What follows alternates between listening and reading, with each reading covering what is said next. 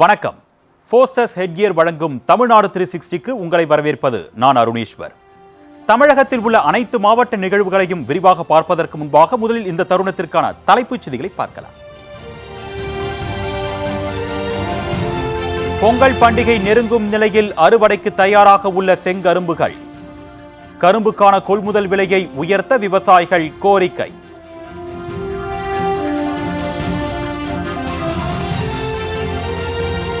கோவையில் தாய் யானை இறந்ததால் காட்டில் தன்னந்தனியாக சுற்றித் திரிந்த குட்டி யானை. வேறொரு யானை கூட்டத்துடன் சேர்க்க வனத்துறை முயற்சி.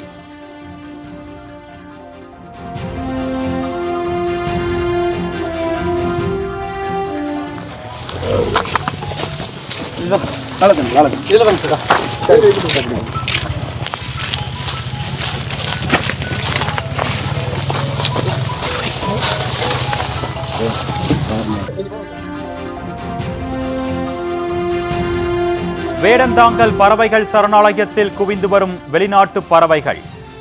விடுமுறையை முன்னிட்டு சரணாலயத்தை பார்வையிடும் சுற்றுலா பயணிகள்.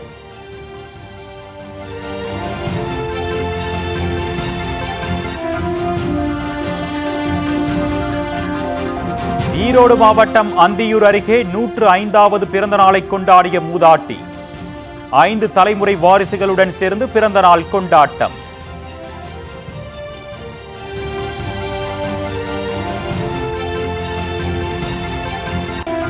சிவகங்கை அருகே இலை பறிப்பதற்காக மலைப்பகுதிக்கு சென்ற நாட்டு வைத்தியர்.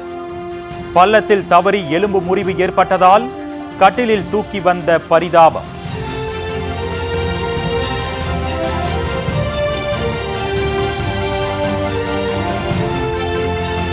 மதுரையில் ராபிஸ் நோய் தாக்கி 32 பேர் உயிரிழந்ததாக அதிர்ச்சி தகவல். தெருநாய்கள் உயிருக்கு யமனாக மாறியதை விளக்கும் இன்றைய செய்தி தொகுப்பு.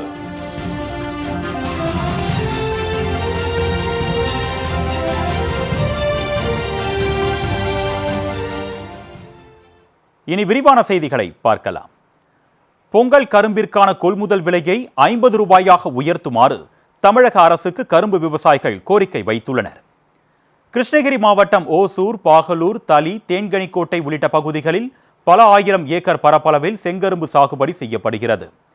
பொங்கல் நெருங்கும் நிலையில் கரும்புகள் நன்கு வளர்ந்து அறுவடைக்கு தயாராக உள்ளன. பொங்கல் பரிசு தொகுப்பில் வழங்குவதற்காக தமிழக அரசு விவசாயிகளிடம் இருந்து கரும்பு கொள்முதல் செய்வது வழக்கம். கடந்த ஆண்டு ஒரு செங்கரும்பு 33 ரூபாய்க்கு கொள்முதல் செய்யப்பட்ட நிலையில் இந்த ஆண்டு கரும்பின் கொள்முதல் விலை 24 ரூபாயாக குறைக்கப்பட்டிருப்பதாக விவசாயிகள் வேதனை தெரிவிக்கின்றனர். வெளி சந்தையிலும் கரும்புகள் விற்பனை குறைந்து வருவதால் விவசாயிகளுக்கு பெரும் பொருளாதார இழப்பு ஏற்படும் சூழல் உருவாகியுள்ளது. எனவே குடும்ப அட்டைதாரர்களுக்கு 2 கரும்புகளை வழங்குமாறும் கொள்முதல் விலையை உயர்த்துமாறும் விவசாயிகள் கோரிக்கை வைத்துள்ளனர். ஒரு கரும்புன்ட்டு அறிவிச்சுக்கிறாரு. எங்களுக்கு 2 கரும்பு கொடுத்தா நம்ம சந்தோஷமாக இருக்குன்னு நாங்கள் சந்தோஷப்படுறோம். ஐயா கரும்பு அறிவிக்கிறதுக்கு முன்னாடி நாங்கள் அங்கங்கே டவுனில் போயிட்டு கரும்பு வெட்டி எடுத்துன்னு போயிட்டு 3-4 வாங்கிட்டு போகிற ஒரு அட்டை தான் ஒரு குடும்பக்காரரு நல்லா சந்தோஷமாக அவருங்க சந்தோஷமாக கொண்டாடுவார். இப்போ ஐயா அவர் கொடுக்குறது ஒரு கரும்பே போதும்ன்ட்டு அவங்க அதிலே கொண்டாடுறாரு. நாங்கள் எதிர்பார்க்குறோம். அவர் எடுக்கிறது ஒரு ஏக்கராவுக்கு 5,000 கரும்பு தான். மிஞ்சி 5,000 கரும்பு வேஸ்ட்டாக நாங்கள் ஒரு மாதம் பார்த்து எங்கே வேஸ்ட்டாக இது போட்டு ரோட்ரு போட்டு திருப்பி மறுபடி இது பண்ணிடுறோம். ஐயா அவர்களை தயவிட்டு எங்களுக்காக 2 கரும்பு எடுத்தா நாங்களும் சந்தோஷமாக இருக்கிறோம். கோவையில் தாயிடம் இருந்து பிரிந்த குட்டி யானையை வனத்துறையினர் கூட்டத்துடன் சேர்க்கும் முயற்சியில் ஈடுபட்டனர். கோவை மாவட்டம் மேற்கு தொடர்ச்சி மலைப்பகுதியை ஒட்டியுள்ள தொண்டாமுத்தூர், தடாகம், மருதமலை ஆகிய வனப்பகுதியில் காட்டு யானைகளின் நடமாட்டம் காணப்படும். உணவு, தண்ணீர் தேடி காட்டு யானைகள் கேரளா வனப்பகுதியில் இருந்து வெளியேறி தமிழக வனப்பகுதிக்குள் புகுந்துள்ளன. இந்நிலையில் பன்னிமடை காப்பு காட்டில் 30 வயதுடைய பெண் யானையின் உடலை வனத்துறையினர் மீட்டனர். இந்த யானையின் குட்டி வனப்பகுதியில் தனியாக சுற்றித் திரிவதாக வனத்துறைக்கு தகவல் கிடைத்தது. இதனைத் தொடர்ந்து வனத்துறையினர் பிறந்து 1 மாதம் மட்டுமே ஆன குட்டி யானையை மீட்டனர்.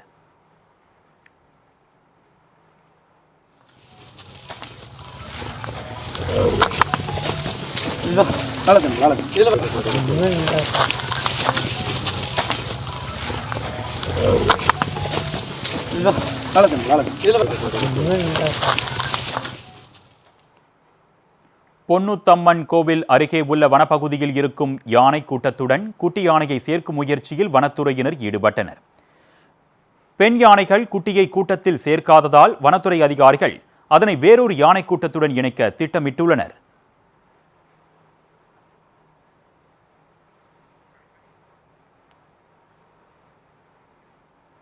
அரையாண்டு விடுமுறையை முன்னிட்டு வேடந்தாங்கல் பறவைகள் சரணாலயத்தில் சுற்றுலா பயணிகளின் கூட்டம் அலைமோதி வருகிறது.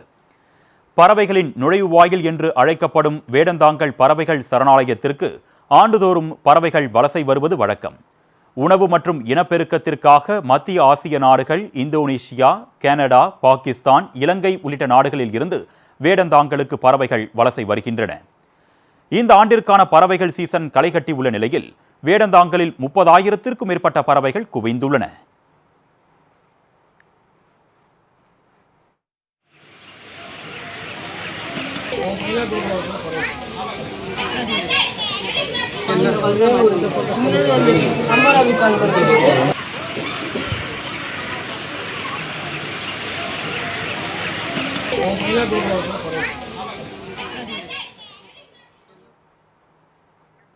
அரையாண்டு விடுமுறையையொட்டி ஆயிரக்கணக்கான சுற்றுலா பயணிகள் குடும்பத்துடன் வேடந்தாங்கல் பறவைகள் சரணாலயத்திற்கு சென்று வருகின்றனர். இயற்கை அழகும் பறவைகள் எழுப்பும் ஓசையையும் மறக்க முடியாத அனுபவத்தை தருவதாக சுற்றுலா பயணிகள் மகிழ்ச்சி தெரிவித்துள்ளனர்.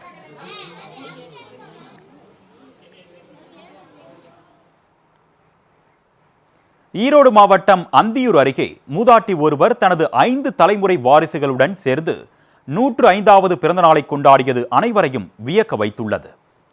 அந்தியூர் அருகே கோணமுக்குனூர் பகுதியைச் சேர்ந்தவர் லட்சுமி அம்மாள். இந்த மூதாட்டியின் கணவர் 50 ஆண்டுகளுக்கு முன்பே இறந்துவிட்ட நிலையில் இவருக்கு 2 மகன்கள் மற்றும் ஒரு மகள் உள்ளனர்.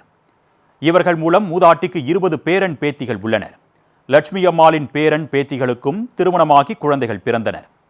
இந்நிலையில் மூதாட்டி லட்சுமி அம்மாள் 104 வயதை நிறைவு செய்து தனது 105வது அகவையில் அடியெடுத்து வைத்துள்ளார். தனது 5 தலைமுறை வாரிசுகளுடன் சேர்ந்து லட்சுமி அம்மாள் கேக் வெட்டி தனது பிறந்த நாளை கொண்டாடினார்.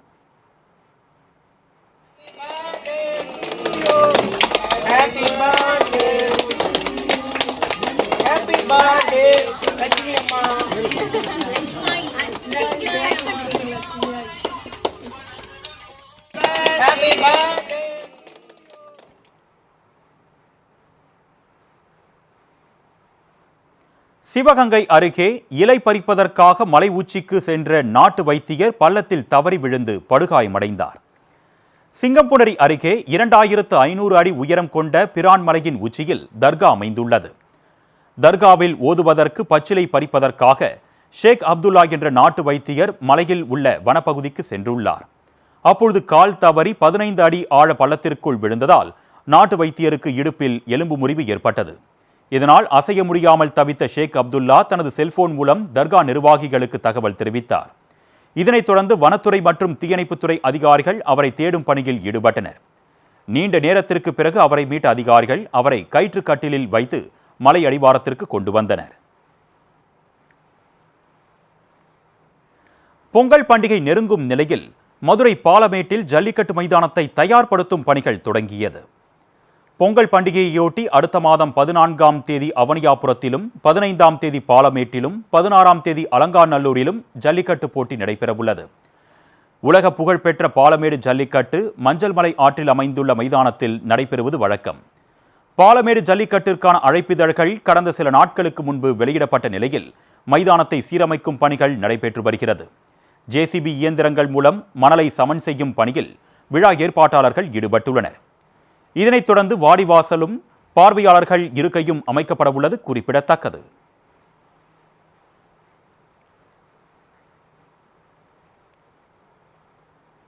செங்கல்பட்டு மாவட்டம் மதுராந்தகம் கூட்டுறவு சர்க்கரை ஆலையில் இந்த சீசனுக்கான அரவை பணிகள் தொடங்கியது. செங்கல்பட்டு, காஞ்சிபுரம், திண்டிவனம், ஓங்கூர் உள்ளிட்ட பகுதிகளில் 1,25,000 டன் கரும்புகள் அறுவடைக்கு தயாராக உள்ளன. இந்நிலையில் மதுராந்தகம் கூட்டுறவு சர்க்கரை ஆலையில் கரும்பு அரவை பணிகளை சிறு குறு மற்றும் நடுத்தர தொழில் நிறுவனங்கள் துறை அமைச்சர் தாமு அன்பரசன் தொடங்கி வைத்தார். இந்த சீசனில் கரும்புகளை அரவை செய்வதன் மூலம் 1700 விவசாயிகள் பயன்பெறுவார்கள் என்று தெரிவிக்கப்பட்டுள்ளது. இந்நிகழ்வில் செங்கல்பட்டு மாவட்ட ஆட்சியர் அருண்ராஜ், சட்டமன்ற உறுப்பினர் சுந்தர் ஆகியோர் கலந்து கொண்டனர். ஃபோஸ்டர்ஸ் ஹெட்கியர் வழங்கும் தமிழ்நாடு 360யில் அடுத்து வருவது ஊர் நிகழ்வுகளை விரைவாக வழங்கும் உள்ளூர் எக்ஸ்பிரஸ்.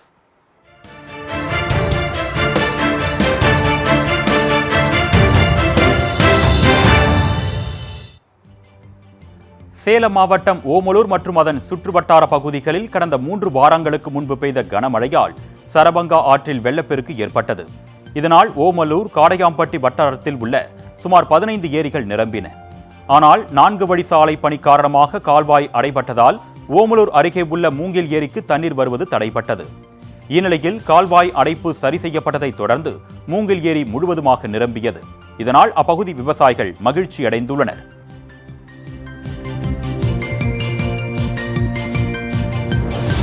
தென்காசி மாவட்டம் கடையநல்லூர் அருகே குடியிருப்பு பகுதிக்குள் புகுந்த மலைப்பாம்பு 3 கோழிகளை விழுங்கியது.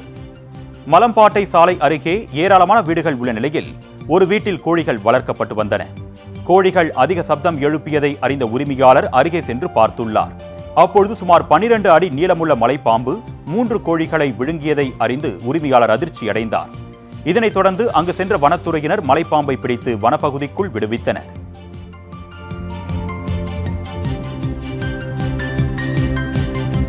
பொங்கல் பண்டிகை நெருங்கும் நிலையில் கிருஷ்ணகிரியில் மஞ்சள் செடிகள் அறுவடைக்கு தயாராகியுள்ளன. போச்சம்பள்ளி மற்றும் அதன் சுற்றுவட்டார பகுதிகளில் சுமார் 500 ஏக்கர் பரப்பளவில் மேல் விரலி மஞ்சள் சாகுபடி செய்யப்படுகிறது. 6 மாத கால பயிரான மஞ்சள் நன்கு செழித்து வளர்ந்துள்ள நிலையில் விவசாயிகள் அறுவடைக்கு ஆயத்தமாகி வருகின்றனர். மேலும் மஞ்சள் செடிகள் தருமபுரி, திருப்பத்தூர் உள்ளிட்ட பகுதிகளுக்கு கொண்டு செல்லப்பட இருப்பதாக விவசாயிகள் தெரிவித்துள்ளனர்.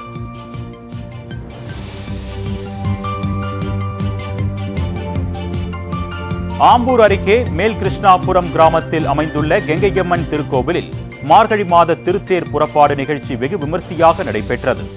முதல் நாள் விழாவையொட்டி அம்மன் சிறப்பு அலங்காரத்தில் 30 அடி உயர திருத்தேரில் எழுந்தருளினார். பம்பை, மயிலாட்டம், தாரை, தப்பட்டைகள் முழங்க திருத்தேர் கிருஷ்ணாபுரம் பசார், எஸ்கே ரோடு, நேதாஜி சாலை உள்ளிட்ட வீதிகளின் வலம் வந்தது. பூக்களை வீசியும் தேங்காய் உடைத்தும் பக்தர்கள் அம்மனுக்கு நேர்த்திக்கடன் செலுத்தினர்.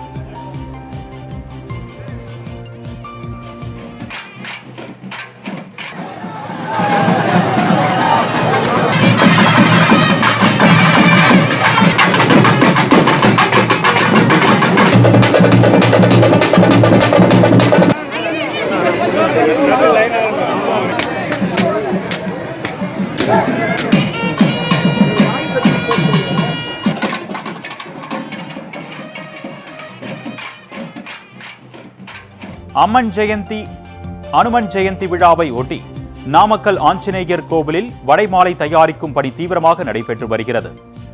ஆஞ்சநேயர் அவதரித்த தினமான அனுமன் ஜெயந்தி விழா வரும் 30ஆம் தேதி கொண்டாடப்பட உள்ளது. இவ்விழாவில் நாமக்கல் ஆஞ்சநேயர் கோவிலில் உள்ள மூலவருக்கு 1,08,000 வடைகளுடன் கூடிய மாலை சாத்தப்பட உள்ளது. 2050 கிலோ உளுந்த மாவு, 32 கிலோ மிளகு, 32 கிலோ சீரகம், 125 கிலோ உப்பு உள்ளிட்ட பொருட்களை கொண்டு வடைகள் தயாரிக்கப்பட்டு வருகிறது.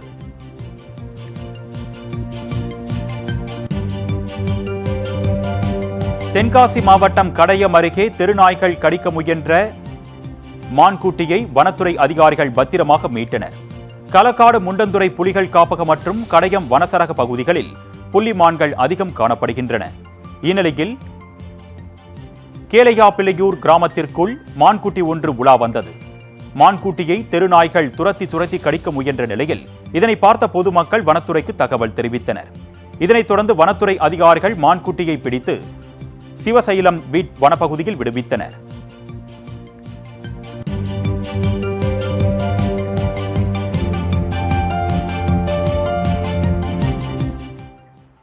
ஃபோஸ்டர்ஸ் ஹெட்கியர் வழங்கும் தமிழ்நாடு 360யில் மாவட்டங்களில் நடைபெற்ற விளையாட்டு செய்திகளை வழங்க வருகிறது விளையாட்டு களம்.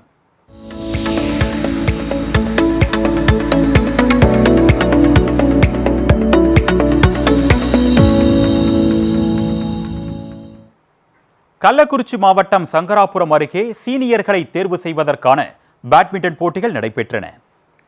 கள்ளக்குறிச்சி மாவட்ட பேட்மிண்டன் கழகம் சார்பில் மூரார்பாளையம் அரசு மேல்நிலைப் பள்ளி மைதானத்தில் இப்போட்டி நடத்தப்பட்டது. இதில் மூரார்பாளையம், மணலூர்பேட்டை, ஏமப்பேர் உள்ளிட்ட கிராமங்களைச் சேர்ந்த 15க்கும் மேற்பட்ட அணிகளைச் சேர்ந்த வீரர்கள் கலந்து கொண்டு விளையாடினர்.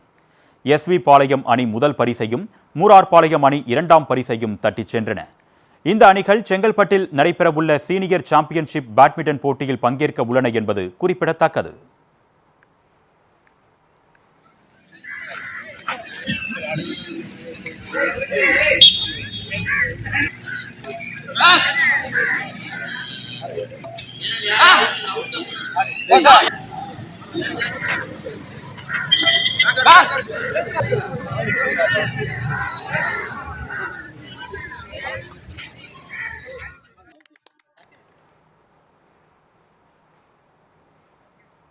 பென்காக் ஸ்லாட் போட்டியில் உலக சாம்பியன் பட்டம் வென்ற கடலூர் மாணவருக்கு அவரது சொந்த ஊரில் உற்சாக வரவேற்பு அளிக்கப்பட்டது. 5வது junior world pencak slot championship போட்டி அபுதாபியில் கடந்த 18ஆம் தேதி முதல் 22ஆம் தேதி வரை நடைபெற்றது. இதில் இந்திய அணிக்காக தமிழ்நாட்டைச் சேர்ந்த 9 வீரர்கள் பங்கேற்றனர். இப்போட்டியில் கடலூர் மாவட்டம் பெரியப்பட்டு கிராமத்தைச் சேர்ந்த மாணவர் நிதீஸ்வரனும் கலந்து கொண்டார். இந்த தொடரில் இந்தியா 2 வெள்ளி, 6 வெண்கலம் என 8 பதக்கங்களை வென்ற நிலையில் மாணவர் நிதீஸ்வரன் வெண்கலம் வென்றார். இதனைத் தொடர்ந்து சொந்த ஊர் திரும்பிய மாணவன் நிதீஸ்வரனுக்கு பயிற்சியாளர்களும் பெற்றோரும் பொன்னாடை போர்த்தி வரவேற்பு அளித்தனர். அபுதாபியில வேர்ல்டு சாம்பியன்ஷிப் நடந்துச்சு. அது 18ஆம் தேதியிலேருந்து 22ஆம் தேதி வரைக்கும் நடந்துச்சு. அதில் 60 நாடுகள் பங்கேற்றாங்க. நான் தமிழ்நாட்டிலேருந்து 9 பேர் போனோம். மகேஷ் பாபு சார் கோச் தலைமையா. கடலூர் டிஸ்ட்ரிக்ட்ல நான் போயிருக்கேன். பிரான்ஸ் மெடல் பண்ணுறேன். 9 பேர் வந்துட்டு செலக்ட் ஆகி வேர்ல்ட் சாம்பியன்ஷிப் வந்து 18ஆம் தேதியிலேருந்து 22ஆம் தேதி வரைக்கும் நடந்துச்சு அபுதாபியில, துபாயில. கிட்டத்தட்ட 60 நாடுகள் பங்கேற்றிருந்தாங்க. அதுல கடலூர் மாவட்டத்தில இருந்து நிதீஸ்வரன் வந்துட்டு செலக்ட் ஆயிருந்தாங்க. அவங்க வந்துட்டு பார்ட்டிசிபேட் பண்ணி ப்ரீ ஜூனியர்ல வந்துட்டு அவங்க பிரான்ஸ் மெடல்